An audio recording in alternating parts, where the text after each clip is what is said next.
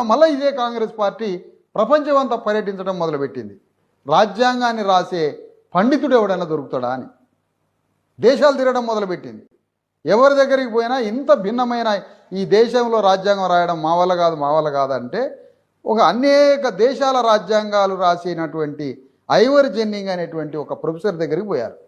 ఐవర్ ginning ఒకటే single మాట ఏంటి అంటే, నేను అనేక దేశాలకి రాజ్యాంగానికి కావలసిన నిపుణత సలహాలు ఇచ్చింది వాస్తవమే, కొన్ని దేశాల రాజ్యాంగం రాయడానికి స్వయంగా పాల్గొన్నది వాస్తవమే, కానీ ప్రపంచంలో ఇన్ని దేశాలకి రాజ్యాంగం రాసే అవకాశం నాకు వచ్చిన దానికి, అనేక దేశాల రాజ్యాంగం రాయడానికి సహకరించడానికి నాకు గురువే డాక్టర్ అంబేద్కర్.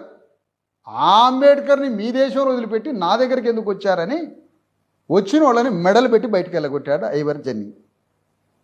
అప్పుడు తప్పని పరిస్థితిలో ఈ కాంగ్రెస్ పార్టీ నాయకులంతా అంబేద్కర్ దగ్గర మోకరిల్లితే అప్పుడు రాజ్యాంగం రాశారు.